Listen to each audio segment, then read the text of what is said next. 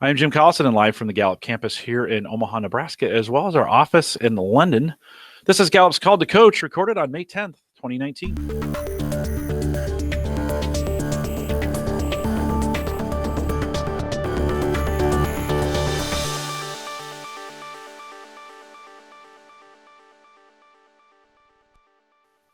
Called to Coach is a resource for those who want to help others discover and use their strengths. We have Gallup experts and independent strengths coaches share tactics, insights, and strategies to help coaches maximize the talent of individuals, teams, and organizations around the world.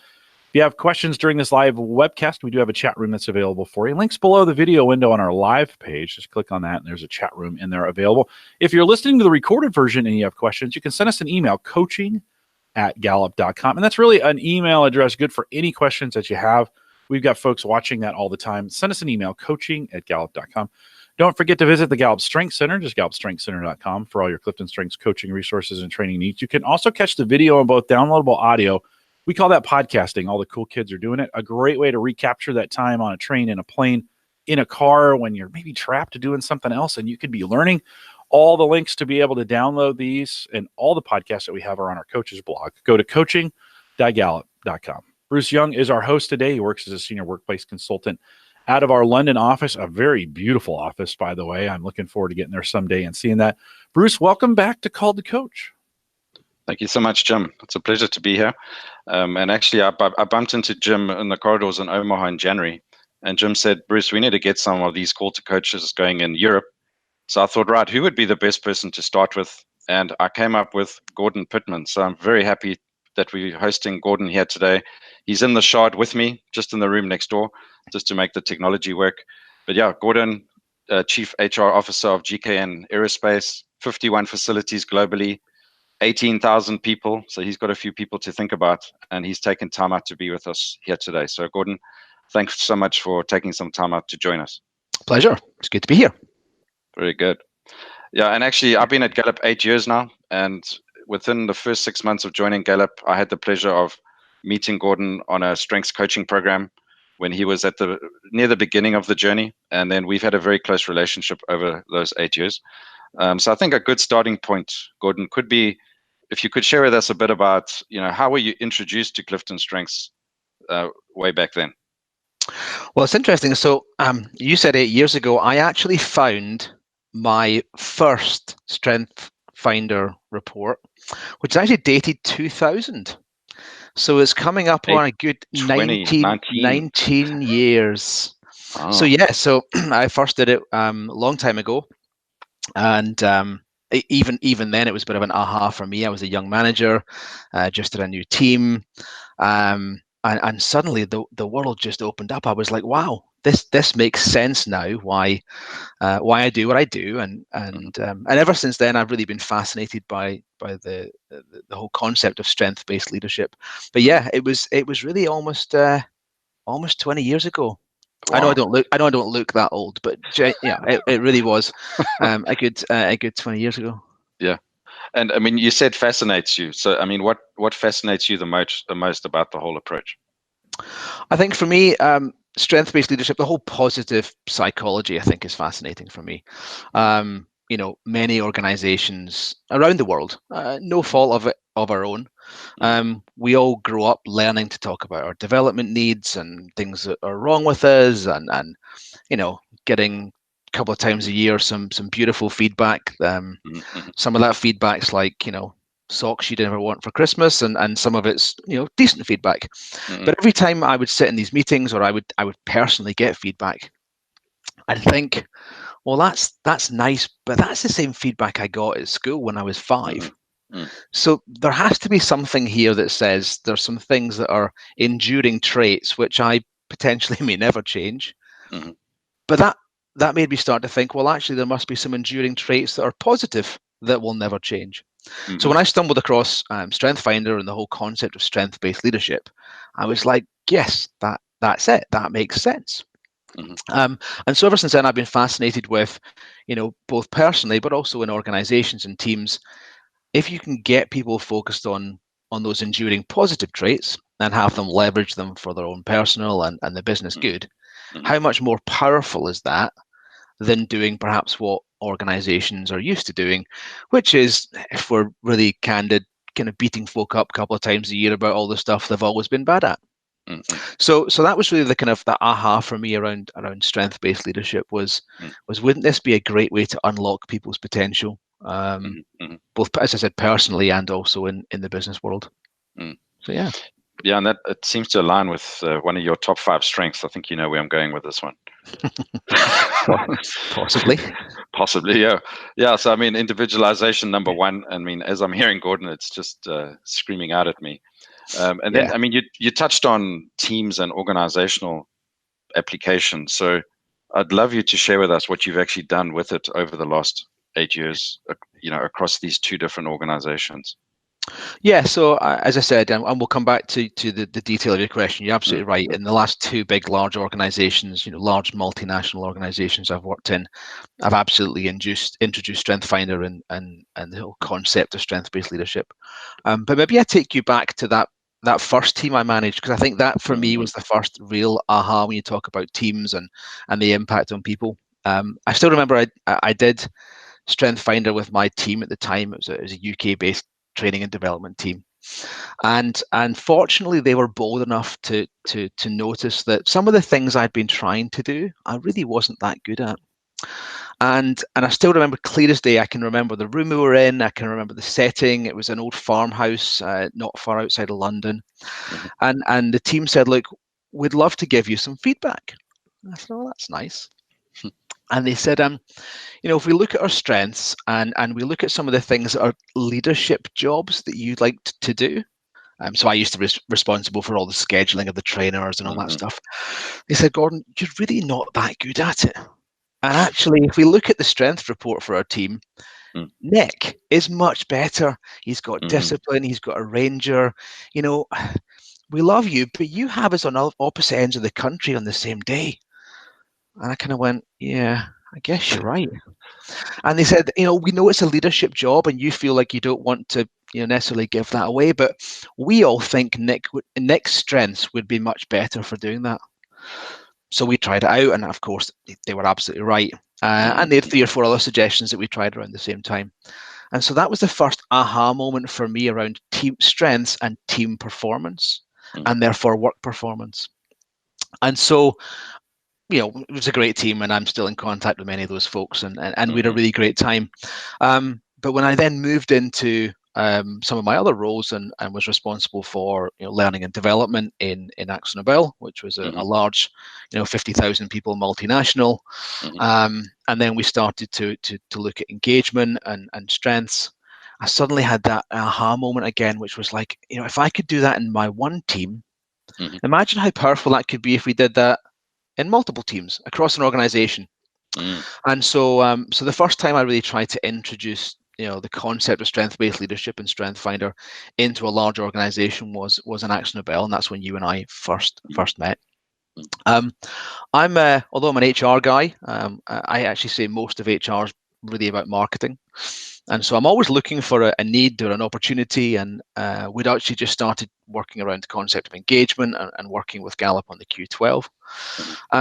And someone came to me and said, look, we really don't perform well on the question around I get to do what I do best every day at work. It was one of our lower scoring questions.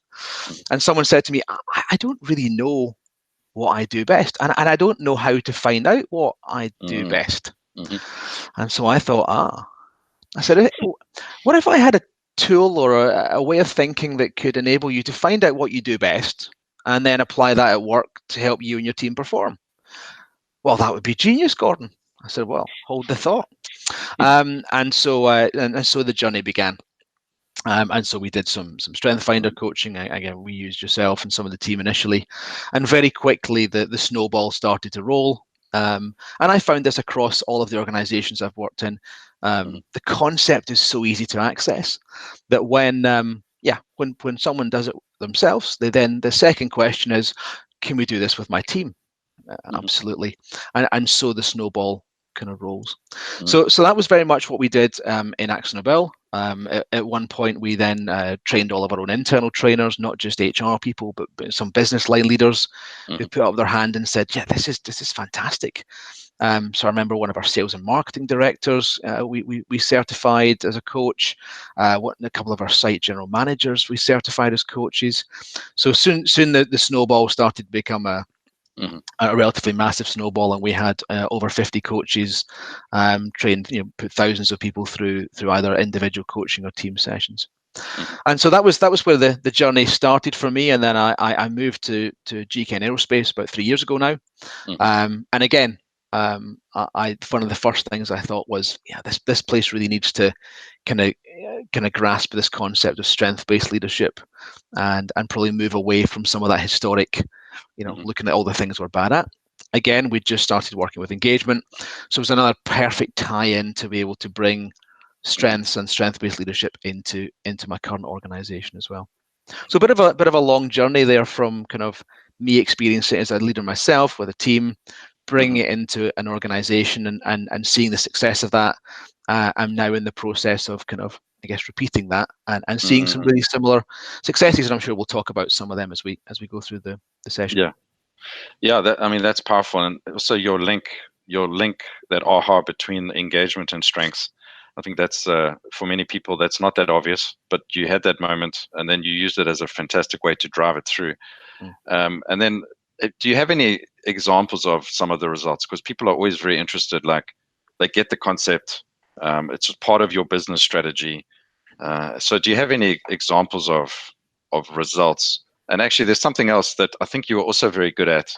Your whole strategy was more of a pull strategy than a have to push strategy. So maybe could you just share maybe a couple of results and what your strategy was? Yeah, so on the results side, it's always really difficult, right? You look at an organization of 50, 60,000 people, 18,000 people I look after today, to identify that one intervention, one thing, one concept, one model changed the world is always a tough ask. It's one of the biggest challenges, I guess, we have in terms of return on investment on many of these kind of things. However, I think if I look at the impact on individuals, I think it's, of course, I would say that with individualization is number one. But if you look at the impact it's had on individual people I've known through my career, I think that in itself is massive in terms of people helping people understand their relationships at home better, coming to work and saying, me and my husband or wife were having issues, and now we've both done this, and now it makes sense to us. People kind of going through coaching sessions and having those aha moments around why they've really struggled in their role, struggled with their performance. I still remember very clearly one guy coming to me to say, it makes sense now why I hate every day at work, because basically I have to leverage and use constantly all of my lesser talents every single day. And he said, I've actually just seen a job advertised internally that would enable me to use all of my top 5 every day. And it was just a joy to watch that individual apply for that role, get that role, and flourish. And I have countless stories and examples of that. So at an individual level, I've seen it be very powerful. And again, I can only assume that multiple individuals all going through that kind of experience and being able to tap into their talents must have an organizational impact. Right.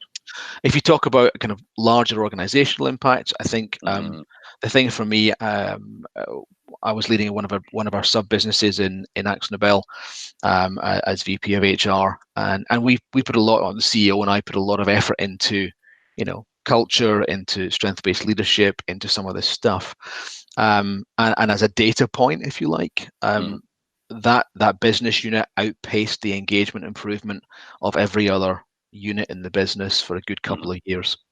And to some extent, you could correlate that with the number of strength coaches we had, the number of people we put through team sessions, and all the work we've been doing on strengths. So again, to say that was the one thing that changed the business performance is not it would be too bold to claim, but I do think there's absolutely a correlation there. Good. So that was those a couple of examples. Super, thanks. And just on the pull-push strategy, I remember you coming when I was busy training all your coaches. You had come towards the end of the program to give a bit of a guidance on where to go next. So what kind of guidance did you use to give? Because all of them would be sitting there saying, right, where are we going to start? Where do we go next? All that kind of stuff. So Yeah. I think So yours is quite a successful approach. I have a slightly different view on this. Exactly. So, I mean, the classic thing you do, right? I would get my CEO on board. I'd take the leadership team through. They'd all then cascade it through the organization. We change the way we do performance management, blah, blah, blah, blah. But to your point, I have a bit of a pull strategy on strengths, which is, over 20 years worked, I would suggest, quite successfully. And that's just put it out there.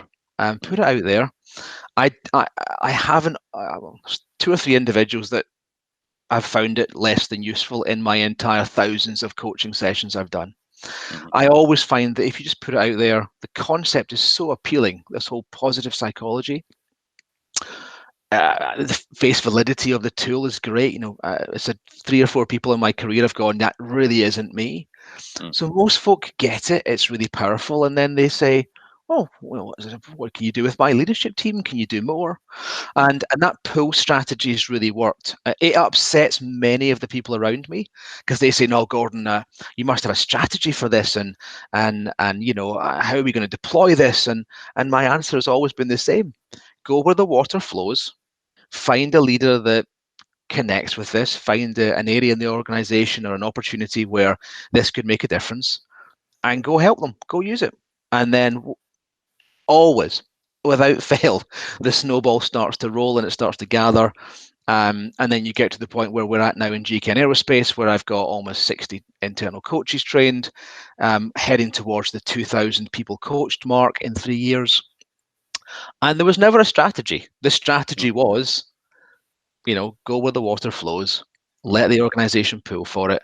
And very rarely in HR do we get that. So as an HR leader, most often people don't come to me and say, oh, please reevaluate all of our jobs. Please reorganize the salary frameworks. But they do come to me and say, I want to do more stuff on strengths. So that's how I've kind of managed the strategy, if you like. Gordon, when you talk about that persuasion, this idea of, you by the way, I'll tell our strengths-based culture folks, you said that the process and then said blah blah blah on the end. Yeah, blah blah blah, right? CEO, get the leaders involved. That's great. Just joking with you. But when you think about persuasion in an organization, Lizzie asked this question in the chat room. She says, what one thing would you say to a business who gets engagement but is kind of wedded to long-term competency models for development? So do you have tangible outcomes that could be used as a persuasion if they're kind of tied to competencies and you're a little bit coming in with strengths? How do you put those two together? Yeah, that's a great question, and of course we had that in a couple of different places. So I guess I would always describe competency models as a framework to frame skills and behaviors, but largely also in their history, competency models have focused more on technical competence. Clearly, there's some leadership behaviors and other stuff, but they're a framework to assess against. What that still doesn't do for me is connect the individual talent piece with the framework and with the skills and competence. We always say, and I always coach, strengths tell you, what you do, not how well you do it. So competency frameworks for me tend to fall more on the how well are you doing it side. Strengths are that whole innate talent piece that help you access what you do, and then the competency piece is really the bridge, if you like, back to so what are you doing and how well are you doing it.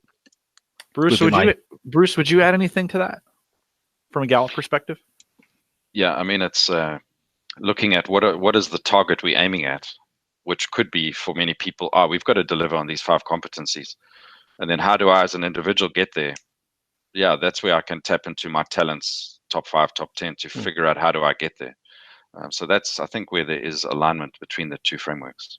Yeah, and I'm not sure it has to be an either or in some cases. No. I think it can be a both and I think actually strengths can be an accelerant for competencies in getting the right fit person in the right role and the right fit. And that doesn't necessarily start with recruiting or start with onboarding. That can you can take employees in the current roles and have those strengths conversations which align to competencies to really get right fit. Gordon, you're shaking your head like that. Have you done that in the past? Is that what's worked for you? Yeah, I'm just thinking that's exactly the way to look at it, right? Is to go, if you said I was going to do a classic competency assessment, I've identified some gaps. My next question would then be, so what talents and strengths can you use to bridge those gaps? And that might be different for everybody in terms of the different interaction of their profile and what they've got in their kit bag. But that would be the connection. Another great connection for me would be, great, done a competence assessment. You've got these gaps here. What have you got in your strengths kit bag that can enable you to fill those gaps? We were joking before you came on about communication, and both you and I have some communication themes that help us in that. And I'm in a role, and you mentioned early, you said, really HR is a lot of marketing, and a lot of what we do in the communication world is marketing. Let's just be honest. It's what we're doing right now, right? We're doing that. And it's, of course, that competency of communication, not everybody wants to do this. And so that competency of communication, that competency of doing it right and doing it correct is one of those things that makes us or helps us do this role really well. Yep. Kathy in the chat room also asked, she says, is engagement the best way to get momentum for strengths-based leadership into larger companies rather than coming at it just from strengths? So Gordon, I'll throw that to you. And Bruce, I know you have something to say on that as well. Yeah, I don't think there's a best way. I think for me, as I said, that was the hook. That was the so what. That I was able to use was engagement. To some extent, I was, sounds strange, fortunate in that, the starting point on the engagement journey for both those organizations was on the lower end. So there was a real kind of aha moment from the leadership team that said, wow, this doesn't feel like a great place to work. We need to go do something about this. And so that was the inroad, but it could be lots of other things. You could be going through a major transition or change. It could be reorganization. It could be preparing a company for growth, and you really need to kind of find those accelerators. So I wouldn't say it's the only way. It was the way I used. It was the hook, if you like, that I'd found. But it may be lots of different things for different organizations, large and small. Bruce, you want to add anything to that? Yeah, I mean, for others, the hook might be customer engagement, for example. So if we're trying to figure out where we want to aim our talent, I think it's important to be able to aim it or align it at something. So the benefit of hooking it around the engagement piece is that at least we know what the needs of human beings in the workplace are. If we know that these are 12 human needs that need to be satisfied, then how do we tap their natural talent in that direction? It just makes the combination a whole lot more powerful than, let's say, doing it in isolation. Yep. So on the embedding, because this is a big chestnut question. So the horse bolts, everyone gets their strengths. They're very motivated. They're flying. So what are some things you've done, Gordon, to help embed this whole philosophy? Yeah, so I think one of the first things that I've talked a little bit about already was making sure we had internal capability and capacity to do this as a kind of sustainable approach to this. And as I said before, the classic perhaps way of doing this would be, well, we'll get all the HR folks trained. When I've seen this be really powerful is not when I turn up to the sales and marketing team to talk about their team strengths and how they can aim it and use it to help the performance, but when their marketing director turns up and coaches them through that process. That's when it's got power. Absolutely, same in a site, facility organization, 1,000 people organization. When your general manager turns up and says, right, I'm going to take the team through this, people then stop and start to say, wow, this is different. So I think embedding it into an organization through having people that can coach, can keep the language alive, can then support people. What often I find with my strengths coaches is they'll be the ones in meetings going and calling out behavior, positive behavior, calling out things in meetings going, hey, shouldn't we ask John? He's got communication. He could help us. And so the more people you have in the organization who've got either a knowledge or are actually certified coaches, the more you start to embed the language and the behavior and some of that stuff. So that's definitely one way of doing it. Another way of doing it, as I said, is to link it into something else. So we've linked it very much in GKN Aerospace to our engagement journey. and identified a number of people, and we have 6 weekly internal strength coaching calls. So we're sharing best practices, we're sharing stories, we're kind of sometimes we invite you along, Bruce, and so we kind of make sure that the community continues to grow and develop and learn. And I think the next phase of that really is to start to embed it into ways of working and other business processes. And that's really always the kind of second or third phase in a journey. And that's when you do want to start thinking about how do people have development conversations. So, for example, we've added the whole strength-based leadership concept to all of our performance management training courses. So all of our leaders go through performance management with a strength-based lens, and we talk to them about how do they identify people's strengths without necessarily even having to go through the Clifton Strengthsfinder process. Do you know what your people are great at? Have you talked to them about what they're great at? How, when you have development conversations, manager, where's the balance of time focused on? Is it focused on development challenges? Is it focused on strengths? And so the more you can embed it into kind of existing processes, ways of working, language and narrative is quite powerful. And I find the sooner it kind of starts to sit into people's language, that's when you're kind of making some progress in terms of embedding it. Very good. So that's great from a team organizational perspective. And now I want to bring it back to you. So thinking about how's it impacted the way you lead, manage your team? I mean, you shared an example earlier about Nick, but think about how does it affected you personally in the way that you lead and manage?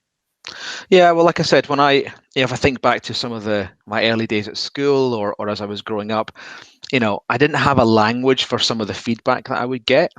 And what Strengths did for me personally was, give me a language for some of that. And I particularly love the whole concept of overdone strengths. And many of my weaknesses that I was given feedback about for a large amount of my years were actually just overdone strengths. Right? So I have activators in my top 5. I cannot tell you the number of times in my life I was told I was impatient. And as a child, I thought that was a bad thing. And then as an adult, and once I learned about strengths, I thought, well, actually, no, that's just my activator. And yeah, sometimes I turn the volume up too high and it can look like impatience. So for me personally, it gave me a language to talk about some of the stuff that I was really good at. But then particularly with my team, it also gave me a language to talk about the stuff that I wasn't so good at. And to really build teams based around the value of each other's strengths. So in almost every team I go into, one of the first things I do is strengths. I did the same when I joined GKN Aerospace. And the team all kind of had that aha moment where they went, yeah, it makes sense now that Gordon's got empathy in his bottom 5. And I'm like, why does that make sense, gang? That's cruel. And they went, no, it just does. And one of my team fortunately has it as our number 1. And so her and I have done this great strength partnering thing where, as you recommend other people to do, where, we'll have a team meeting and she'll pull me aside and lovingly go, you've been an idiot again. You need to go and apologize to somebody. And that works really well. A couple of, loads of examples of that. Another individual in my team has ideation really high. Again, it's my number 34. So I always joke about the fact that my creative part of my brain is dead. Go ask them. And that's, that really is kind of how I've used it to personally, but also to build teams as well. Very good. And what about outside of work? I mean, have these talents either helped you? I mean, I'm sure they've helped you a lot, and maybe any of them that have hindered.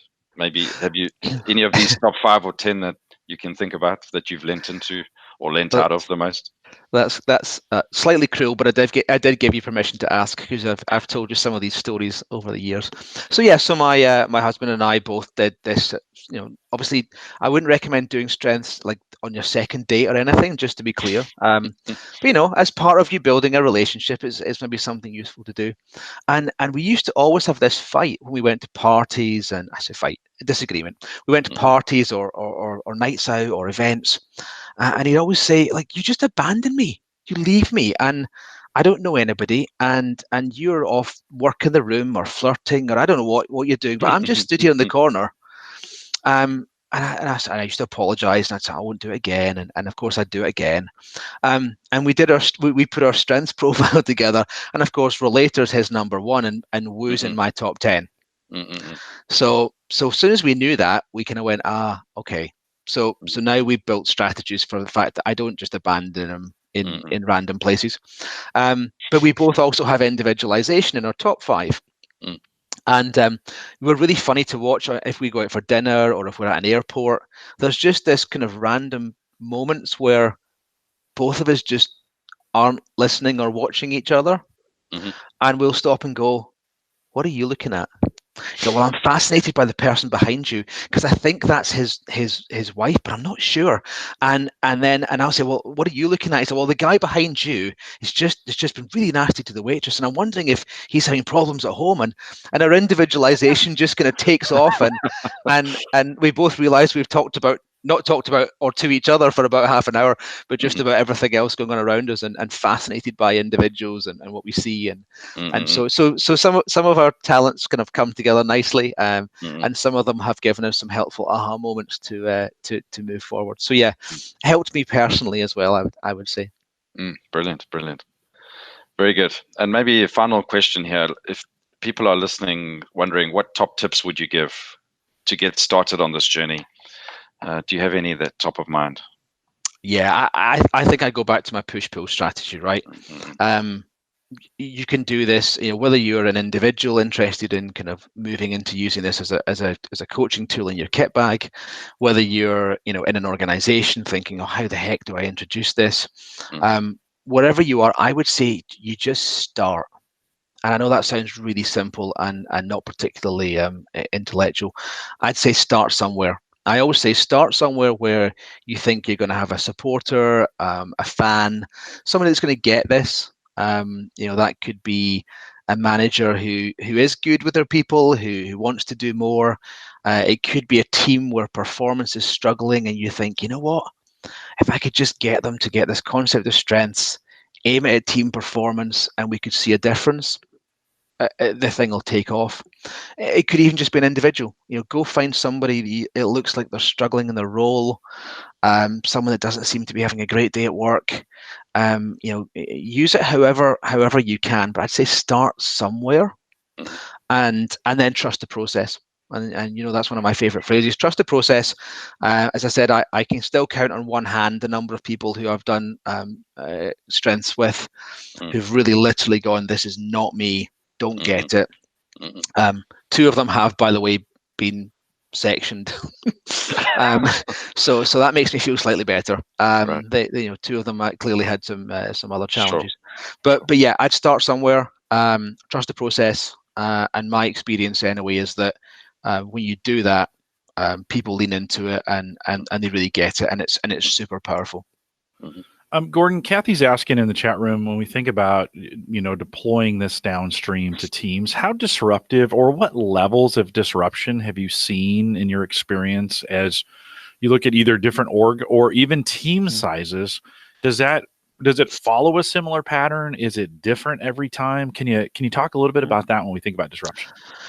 Yeah, I'm not sure. The phrase disruption is an interesting one. I think one of the things I have noticed with strengths versus perhaps some of the other tools that are out there, and they're all good for a purpose, and I'll not name them, but there's lots of psychometric tools, lots of assessment tools, all that kind of good stuff. And each one has a specific purpose. What I've noticed with strengths is I've used this in the C-suite. I've used it with CEOs. I've used it on the shop floor. I've used it in retail with folks on a checkout, on a till, and it works regardless. So one of the things that I like in terms of it's level agnostic, and actually from a disruption perspective, then I think it has the same impact. So I find it's just as impactful if I do this with a supervisor on a factory floor. Versus if I do it with a C-suite exec. The impact, the disruption tends to follow the same pattern, which is they get it, 99% of the time. They then say, hey, can we do something with my team? That team gets it. And then you have that ripple effect, that snowball effect. So it does cause disruption, positive disruption, I would say. I've only ever found it to be good disruption. But yeah, it does. It starts, teams start talking about what they're great at, what they're successful at, what that's going to look like, how they can leverage each other better.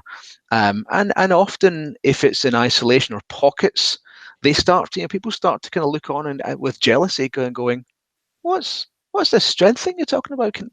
Can I do that? And so it does cause disruption. You have to be ready for the snowball to roll, I think would be my phrase. So if you're thinking about taking this into a large or a medium-sized organization, be mindful that once you put it out there, the snowball will roll. So in terms of preparing for disruption, the preparation is more about thinking through, so how are you going to resource that? How are you going to support that? Well, that's from HR or somewhere else. On the opposite side of that, then one of the number one questions I get in our Facebook groups is about when it comes up against resistance. So you might come up against a individual manager or team who resist it for whatever reason. Yep. Have you had experience with that, and what have you found to kind of help overcome that? Yeah, and again, perhaps not the traditional answer. Leave them. Fine. I found strengths works best when it's in the toolkit. So it's not one of those things that I have ever mandated and said, everyone must go through this. That's when you get resistance, I've found. The second you say, hey, look, I've got this great thing. It's in the toolkit. If you get challenges with your team, great. And if someone says, I really don't want this, Gordon, I don't like this, it doesn't fit with me, fine. I'll go take it where the water flows, and I'll go take it somewhere else. And 9 times out of 10, it's 4, 5, 6 months later, you have an apologetic manager at your door saying, "Well, that strengths thing, I know I said I wasn't interested, but I've seen everyone else now done it, and I don't know what they're talking about, and I feel a bit left out, and those other teams are performing. Could I do it?" And that generally is how I deal with them. Which again might not be the traditional approach, but I think you have to choose your battles, and this is one that I think when people start to get it, it speaks for itself. So I go where the water flows instead. Yeah, there's nothing like success to kind of overcome those objections, and when that success happens naturally or organically, right? We oftentimes, at least I hear in the United States from my European friends, well, it's when I talk about things like it's different here. Like, the United States is this way, and we get that they're open to it, but it's not. Do you find, and I'm sure you've done some international stuff, do you find there's a strengths culture difference maybe between the stereotypical things you hear out of the United States and maybe what's going on there in the UK? Again, I've not really noticed it. I lived in Chicago for a couple of years. I lived in Toronto. I've worked all over the globe. I've done strength coaching sessions in Asia. I've not really noticed a cultural difference to it. Interestingly, what I think is probably more powerful is the power of organizational culture rather than macro national culture. So in some organizations, historically, they're more open to talking about this kind of way of working, and it's absolutely one of the things when I joined GKN Aerospace, and I started talking about strengths. There was a kind of an acknowledgement that actually, even at an executive level, we did all have that classic human tendency to look at a scorecard or look at the results for the month and dig into the red stuff, the stuff that was not working, the stuff that was bad, and I know if I had £1, $1, a euro, whatever for every coaching session I've done where they turn straight to the bottom 5, I'd be a rich man. And so that natural tendency to look at what's wrong and what's not working versus strengths, I've actually found is worldwide. And I think once people get it and experience it, it takes a lot of the kind of macro culture away. But again, Bruce, you've worked in the Middle East quite extensively and across the globe. I don't know if you've experienced it differently either. No, very similar. I mean, I've just spent the last 2 months in Kuwait, Abu Dhabi, and when I go there, they all tell me, "Hey, we're very different here." And then as we get to explore it more and more, we get to realize, well, in most countries, we're more similar than we think we're different. And that's why I just love going into all different cultures, because the impact at the end of the day is down to that individual, how they think, how they can apply their talents. So yes, macro, but But then when you bring it down to micro, at the end of the day, 1 in 30 million, 33 million chance of being the same. Yeah, let's make the most of it for me. So I think, yeah, I would agree. Gordon, you mentioned organizational culture, though, as we talk about this. There are a pretty wide breadth of the way organizations operate and the way they do things. How much is that a factor? And I think I know what you're going to say on this, but how much is that a factor in the way you approach an organization, or do you think in the deployment of this? So if it's we might have a very strict or a very ordered culture in one organization and a very loose kind of discover your own way in others. Do you approach it differently in that? And how do you kind of come to that organization? Yeah, I would say you have to work within the organizational context that you're working in. So, if you're kind of in a, I don't know, 100,000 plus, Fortune 500 company that's all about standards, global processes, one way of doing things, then yeah, it might be valuable that you do it more, the classic ways as I described. You take the exec team through, or the C-suite, and they get buy-in and they say this should be standard, and then you build a deployment model, and that can work if that's the culture in which it's being deployed into. As I said, the organization I work in, we pride ourselves on being quite entrepreneurial.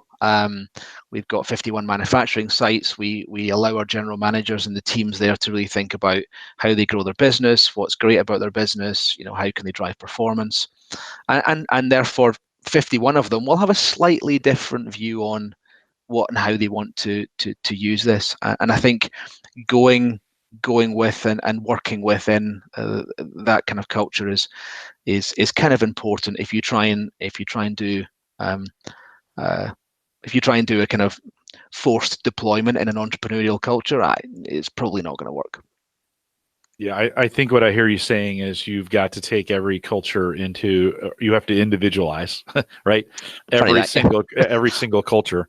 And kind of I've gone on this mantra as of late of saying being the smartest person in the room. Have studied that culture before you really start making advice on. Yep. I think sometimes we get into an approach of this is what I know, and so this is what you need to do, and we haven't taken the time, both as a manager to study your team, and two, as a coach to study the teams that you're going to be coaching. And I think we need to sharpen that axe a little bit longer in studying those cultures before we go in and make recommendations. Bruce, as we kind of bring this in for landing, any final thoughts that you have and or any final questions? No, really, just to thank Gordon, firstly for taking the time to be with us, and over the years for being such a role model. And I think what comes out strongly here is the importance of having some influencing talent that gets other people to actually do something with this. So I think you've been tremendous in making that happen. Without your part of the puzzle, I'm not sure we would have ever gone as far as we've gone. So thanks so much for that, and also for being for me, a perfect partner on this journey together. No, pleasure. Like I said, it's if you look at my strength profile, you can see why I, even to this day, I still do, try and do a couple of coaching sessions a month, because, it's those couple of hours play into my individualization talent and some other stuff. And it's still a joy. And it's a joy, as I said, to watch every individual that goes through this and connects with it, every trainer that we put through it. I have a whole folder of great emails, people going, wow, this has changed my life, this has helped change my career, this has been an aha moment for my relationship, this has helped reinvigorate me at work, and all of those things just spur you on to kind of go, you know what, this is good stuff, and it's not overly complicated, not to diss the science behind it and the research, but it's not. People get it. It's got people kind of get this, and I think that's why it's got a lot of power. So thank you. Good. Gordon, thank you for taking the time to be with us today. I appreciate it coming on. And one final question from the chat room. Kathy had asked this: what's the best of me look like for you at work now? When you're in full, when you're doing your most favorite, best work, what does that look like for you? Just kind of summarize that for me. Yeah, so it's funny. I was sharing just with one of my team yesterday. Actually, I had a great moment last week. Been in a workshop with the executive team. We'd been looking at strategy, and I was able to kind of throw some of my strategic stuff on the table and help them sort through the wood from the trees and kind of make sense of stuff. And and I was feeling good about that. And I got to the airport and I got a panicked call from one of my team saying, I just don't know what to do. And we couldn't work out, there was problems in the US and I couldn't think. And we started to throw out some options. Within half an hour, we'd fixed the problem. We'd worked it out. We got it nailed before I got on my plane. She sent me a lovely text saying, thanks, she just made my day. And I was like, you know what? I just had a really good day with my strategic strength. I kind of, felt like I'd been able to target it and nail it. And that was a great day. That was one of those days you go, you know what? Yeah, I was able to really use my strengths today. So that was just a very recent one. It's so fresh in my mind. But yeah, that's when I find myself at my best, when I'm able to do some of this stuff and help others do the same. Super, super great. Bruce, thanks for helping us get this started. We hope to have more of these coming out of Europe. I'll look forward to waking up super early in the morning to be a part of them. But Bruce, I'll have you guys hang tight for 1 second. I'll remind everyone else to take advantage of all the resources we have available at the Gallup Strength Center, just gallupstrengthcenter.com. If you have any questions on any of this, or you'd like to get feedback into us, send us an email, coaching@gallup.com. We'll forward those along or get your question answered that way. Don't forget, you can catch the recorded audio and video of this program, as well as all the past ones, are available in podcast format if you want to do it that way. Put it on your phone, listen to it as you're walking the dog or doing the chores or on the train, on a plane, in a car, those kinds of things. Head out to coaching.gallup.com. Everything you need is there. If you're interested in taking a course around being certified, or we have tons of courses around the workplace or coaching or managing, those are available off of if you want to see when they're available, they're off our courses site. Go to courses.gallup.com. And again, there's a contact form there. If you have any questions, just let us know and we'll get right back to you. If you want to get registered for these in advance, if you want to know these kinds of calls are coming, you've been encouraged by it, and you want to get registered in advance, head out to gallup.eventbrite.com and just follow us there. You'll get a notification every time I put one out there. We'd love to have you join us live. We want to thank Lizzie and Kathy for coming out today and keeping the chat room warm and some great questions. Don't forget, the Clifton Strengths Summit is coming up June 3rd, 4th, and 5th. There's still room, barely. And there's probably a month. You can still get here. CliftonStrengthsSummit.com. Get signed up. 1,500 crazy strengths, or strengths crazy. That's probably the right way to say it. Folks here, if that's the culture you're comfortable in, you would be super comfortable here for the Clifton Strengths Summit. So join us. We'd love to have you. I'd love to see you June 3rd, 4th, and 5th, 2019. I want to thank you for joining us today. If you joined us live, thanks for coming out. If you're listening to the recorded version, thanks for doing that as well. We'll be back with another Call to Coach. And with that, we'll say goodbye, everybody. Okay, if you're listening live, guys, thanks for coming out. Again, you two hang tight for me for 1 second. And we want to thank you, Lizzie and Kathy. Thanks for your questions out there. I greatly appreciate it. We'll see you guys next time.